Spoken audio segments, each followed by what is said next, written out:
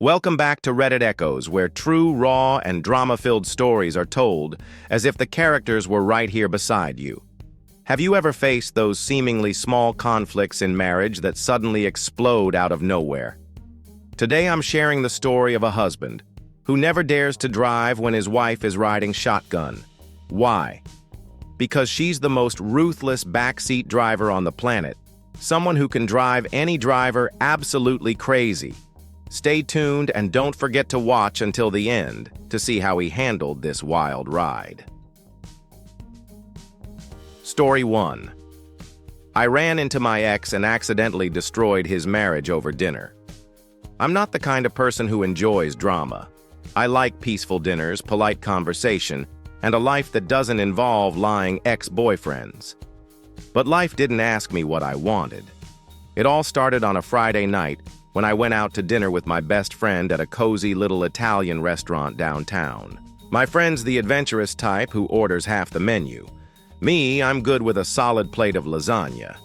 We were chatting about work between bites when the waiter seated a couple at the table right next to ours. And that's when I saw him. Matt, my ex-boyfriend. The one who vanished without a word 3 years ago. But that wasn't the worst part. What made me choke on my garlic bread was the woman he was with. Gorgeous, polished, and clearly, his wife. She was wearing a wedding ring so shiny it practically glowed across the table. I immediately turned to my friend, eyes wide. Am I seeing a ghost? She was just as stunned. That's Matt. And I think he just saw you. Sure enough, Matt looked over. His face went pale like someone had just thrown a glass of wine in it. I nodded politely. No smile, no wave. But he looked like a cat caught stealing food, panicked glancing between his wife and me. Here's the deal, Matt and I dated for about 9 months. Everything seemed great at first: movies, dinners, deep talks about the future, and puppies. Then one fine day, he disappeared. No breakup, no text, no call, no trace. I sent a few messages, "Are you okay?" And then after a couple of weeks, I got the message loud and clear. Ghosted. Humiliating, sure. But I didn't beg. I deleted his number, unfollowed him everywhere, and told myself he wasn't worth it. Turns out I was right. I tried not to look in his direction, kept talking with my friend. But Matt was clearly spiraling, whispering to his wife. She glanced at me and smiled politely. I returned the smile. I wasn't here to start drama. I just wanted to finish my pasta in peace. But life had other plans. When I got up to use the restroom, Matt's wife, Emily, followed me. I didn't notice until she stood right by the sink, smiling at me through the mirror. Sorry, she said, but how do you know my husband? I froze. We knew each other a while back, I replied, choosing my words carefully. She tilted her head. How long ago, I'm asking, because Matt looked really shaken when he saw you. Like he was caught doing something. I forced a chuckle. Probably just surprised. We didn't exactly end on great terms. This time her smile dropped. He said you were an old classmate. I paused. No way I was going to be demoted to old classmate. I looked her in the eye. When did you two get married? She answered quickly. 3 years ago in April. I let out a small laugh, disbelieving, bitter. Funny. Matt and I dated from October that year until the following June. Her face changed instantly. He must have gotten the dates mixed up, she mumbled. I shook my head, pulled out my phone, and after scrolling for a bit, I showed her a photo. Matt grinning wide in front of a birthday cake I made for him, clearly dated April 10th, 1 week before their wedding. Emily froze. I'm sorry, I said. I'm not trying to stir anything up. But if I were you, I'd want to know the truth. We returned to the table almost at the same time. Matt nearly fell out of his chair when he saw me behind Emily. She sat down, dabbed her lips with a napkin, then looked him dead in the eye and asked, So, which old classmate was she again? Matt turned ghost white, stammered. I stared at my wine glass, keeping out of it. Emily pressed on. She says you were dating while we were planning our wedding. Matt started sweating. I can explain. Emily set down her silverware and folded her arms. Good. I'm listening. By now, the entire restaurant was tuned in. No one was speaking loudly, but the weight of all the eyes felt like knives. Matt fumbled through excuses I must have misremembered. It's not what you think, the classics. And then the most glorious moment of my life happened. Emily stood up, picked up her glass of red wine, and splashed it straight into Matt's face. The entire restaurant went dead silent. I bit my lip so hard, trying not to laugh. She only said one sentence before storming off. She's not interfering in our relationship. You're the one who never respected boundaries. And then she walked out. I stayed a little longer, paid my bill, then left. That night I got a message from an unknown number. Thank you for not staying silent. I should have known sooner. Emily, I replied with a single emoji. I'm not someone who looks for conflict.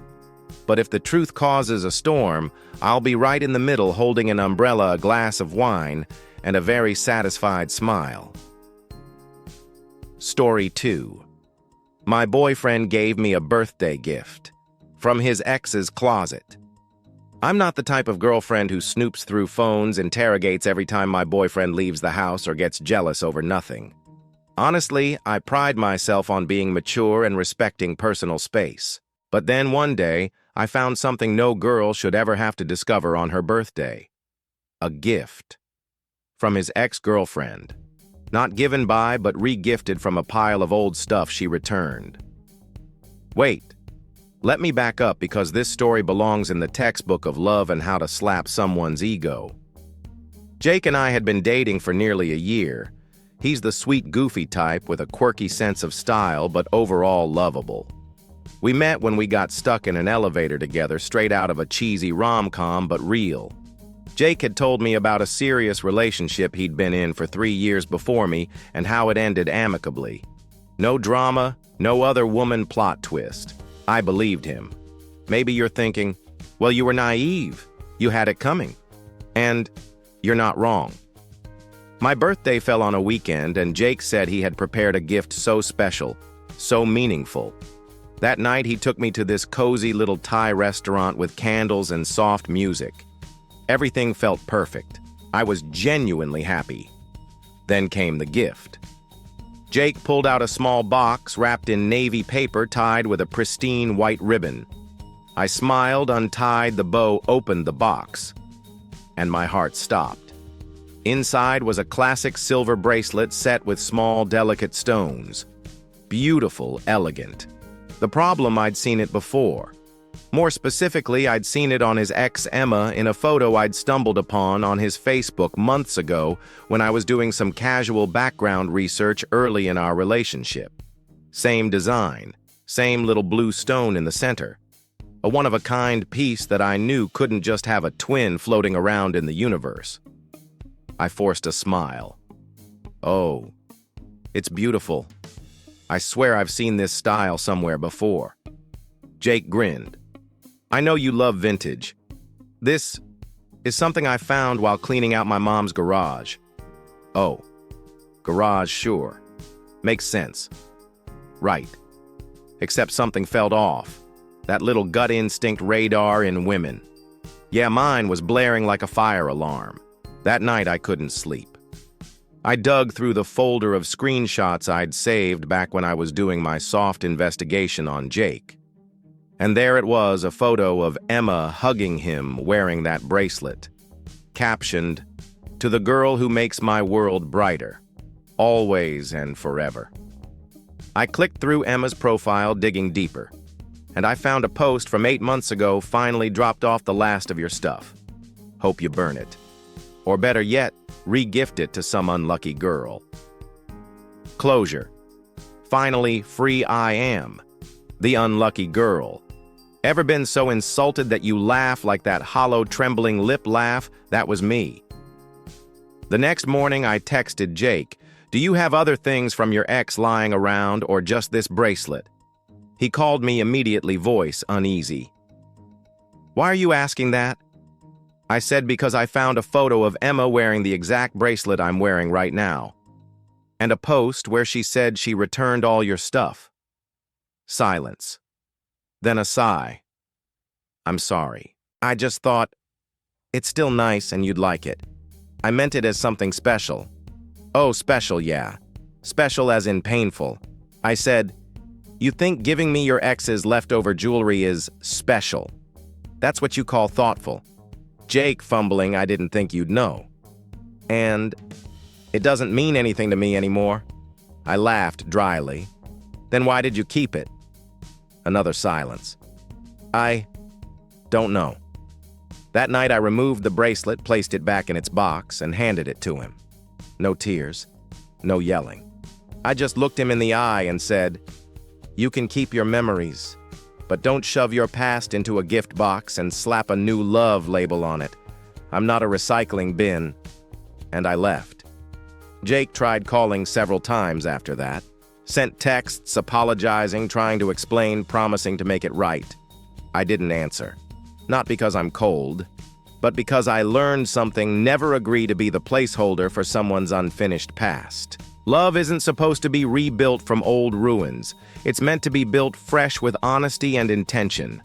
And if you're hearing this story and wondering if you're wearing a hand-me-down from someone else's past, maybe it's time to take it off. Story 3. I almost married a man who loved himself more than he loved me. There's this old saying, when you love someone too much, ask yourself, do they love you, or do they just love how they look when they're with you?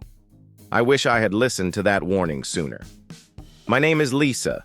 I'm 28. A graphic designer allergic to cockroaches, obsessed with cats, and I was once engaged to a man who, if reincarnated, would probably choose to come back as a full-length mirror. His name was Dylan. We met at a branding workshop. He was up on stage presenting a talk called The Branded Self, confidently throwing around words like authenticity, visual identity, and self-narrative, like he'd swallowed a motivational book the night before. He was magnetic.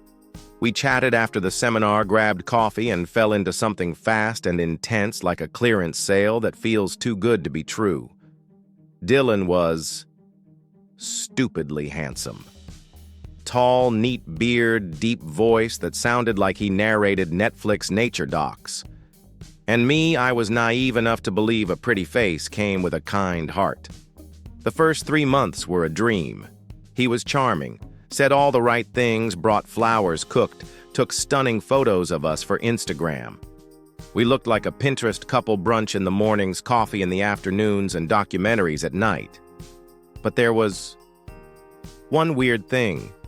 In every photo we took together, Dylan edited them so he looked like a professional model, while I looked like a washed-out extra in his perfectly lit biopic. I once joked, I feel like a prop in your Instagram feed. He laughed. Of course you are. You're the leading lady. I laughed too. But deep down, something didn't sit right. By month 6, Dylan proposed. On a beach, with a plane flying across the sky, trailing a banner that read, "Lisa, will you marry me?" Yep, a literal plane. Over the top, yes. Did I fall for it anyway? Also yes. I said yes, while a crowd cheered, which I later found out was entirely made up of his friends. Not one was mine. From that point, I got swept into a wedding planning circus, engagement party, bridal shoots, and wait for it, a themed wedding titled Love in the Frame, suggested by none other than Dylan himself. Why didn't I see the red flags? Because when you're floating in a pink cloud shaped like a couple's hashtag, you don't stop to ask if you're being emotionally photoshopped. The breaking point came on a random Friday night. I was up late working on a presentation when Dylan came home practically glowing. I just booked our 3rd pre-wedding shoot. He beamed. I blinked. 3rd. He blew a kiss. Yeah, we've got the forest theme, the beach one, and now rooftop Tokyo style. I looked him dead in the eye, and for the first time realized he didn't really see me in this. Dylan, I'm exhausted. I just want a simple wedding shoot. 1 session is enough. He sighed like I had just canceled the wedding entirely. Lisa, come on. This is a once-in-a-lifetime event. Don't you think you deserve the best? Do I deserve it? Or do you deserve another perfect album to post on Instagram? He went quiet. I got up, walked into the bedroom, and shut the door. That night, I laid awake cold with the realization that I might be marrying someone more in love with his own image than with me. The next morning, I opened the shared Google Drive folder Dylan had sent to his friends to vote on the best engagement pics. Inside a subfolder caught my eye, Final Lisa Shots. To Photoshop, I clicked it. Every photo had little arrows and comments, remove Lisa's mole. Lisa looks wide here, crop. Blend Lisa's shirt into background to make Dylan pop. I didn't know whether to cry or smash my laptop. The next day, I confronted him. Are you marrying me or just marrying a filtered version of yourself? He looked confused. Lisa, everyone edits their wedding photos. No, people tweak things for lighting. You edit me because I'm not pretty enough to stand next to you. He raised his hands to explain, but I was already removing the engagement ring. I'm not an accessory for your flawless image. I'm a real person. I get pimples. I have bad hair days. Some days I wear baggy tees and don't want to pose for the gram. If you want to marry an image, maybe you should just marry yourself. And I walked out. No tears, no dramatic exits. Just done. 3 months later, I saw Dylan post a solo healing shoot on Instagram with the caption, "Healing. Rediscovering myself." I laughed. Of course he was. Healing. With ring lights and a tripod.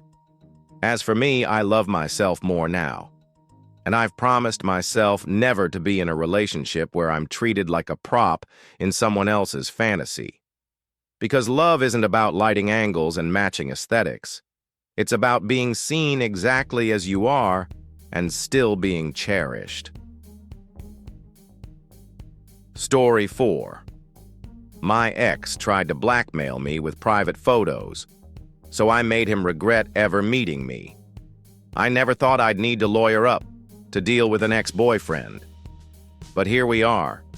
If you've ever been in love with a guy like mine, someone who weaponizes charm and manipulation like a pro, then take this from me.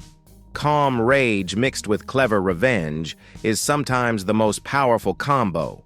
I'm 25. I live in a mid-sized city, just big enough to be anonymous, just small enough for drama to circulate faster than your Uber Eats order. My ex, let's call him Jay. Jay was 28 with the whole gym rat meets influencer vibe, backwards cap protein shake photo filters, and a massive need to control women all disguised under a smile and the phrase, "I'm just protective because I love you." When we first dated, Jay was the definition of attentive. Gifts, dinners, pickups and drop-offs, thoughtful gestures. I remember thinking, wow, chivalry isn't dead after all. But it wasn't chivalry. It was a setup. Because within a few months, that sweetness slowly turned into control. Comments like, "Wear this dress instead. That one's a little too sexy. Maybe don't post pics with other guys. It just looks bad." Why are you following him on Instagram? Classic manipulation. No shouting, no pushing. Just enough to make you question yourself while he whispers, "It's just because I care." Then came that night. We had just been intimate.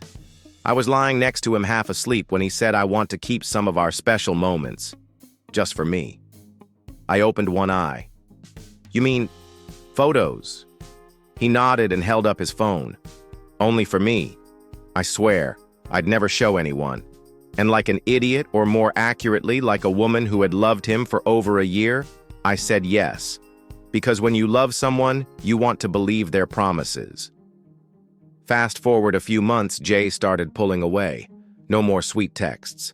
No more check-ins. Our talks turned into arguments. I found flirty messages on his phone with some girl who looked like a dollar store version of an OnlyFans model, bleach blonde, pouty lips, and daddy issues practically tattooed on her forehead. When I confronted him, he laughed. "You're so sensitive. We're just talking." And I, in the dumbest move of all, gave him another chance until I caught them, making out, in his car, parked right outside the gym we used to go to together. That was it. I was done. I blocked his number, deleted his socials, and cut off every last thread. I thought that was the end. I was wrong. 3 weeks later, I got a text from an unknown number. If you don't reply, I'll post your pics. Don't test me. My blood froze. He still had those photos, the private ones, the ones I never wanted anyone else to see. I nearly collapsed. But then I remembered. My best friend, she's a lawyer. And I had screenshots, including that lovely little message he just sent clear as day. I didn't reply to him. Not a word. I forwarded everything to her. She told me calmly, "Don't respond. I'll take it from here." 1 week later, Jay received a beautiful little envelope in the mail. Inside, a formal letter from her firm, complete with a legal seal signature and the words, "If any private images of my client are leaked, we will immediately file charges for blackmail, harassment, and invasion of privacy." Jay panicked. He started blowing up my phone. I was just joking. Why are you taking this so seriously? Come on. We used to love each other. You don't need to make this a whole thing. I sent him back one thing. That was it. A week later, he deleted his Instagram, changed his number, went full digital ghost. And me, I went out with my lawyer bestie and ordered the strongest, prettiest cocktail on the menu. I named it Sweet Revenge. I'm not telling this story to scare anyone. I'm telling it because you have power. If someone ever asks for private photos, say no. And if you made the mistake of trusting the wrong person, don't you dare stay silent. You are not weak for standing up. You are not overreacting. You are not making a scene. You're protecting your dignity, your safety, your sanity. And you have every right to use the law, especially when someone tries to use love as a leash. Story 5. I refuse to drive. When my wife's in the car, because she's the most terrifying backseat driver on earth. My name's Mark. I'm 32, married nearly 5 years. And during that time, I learned one crucial thing. If my wife is riding shotgun, I will never drive. Sounds weird. Hear me out. From our very first drives together, I realized she was the world's most demanding backseat driver, but not in a cute, joking way. No. This was relentless, unfiltered critique. Why aren't you turning right instead of going straight? Why'd you slam the brakes like that? If you'd sped up just a little, we'd have made that green light. Are you crazy going through a red light? Why'd you park here? There's a better spot over there. Every word was like a tiny dagger stabbing my confidence behind the wheel. I got so stressed that I nearly crashed just trying to dodge her relentless commentary. And once she laughed like I'd just become a viral meme, I get it. If you're a terrible driver, just don't drive. Yeah, I was mad. But then I realized driving with her riding shotgun was pure mental torture. So I made a decision she would drive and I'd sit in the back seat. Honestly, it was a relief to only have to hear her nag instead of fear crashing the car. But then things got complicated. After a while, she started complaining. "You always make me drive. It's so boring. We should share driving equally. You need to take responsibility more." I agreed. "Okay, I'll drive. But you have to stop nagging when I'm behind the wheel." She said yes, and I optimistically hoped for peace.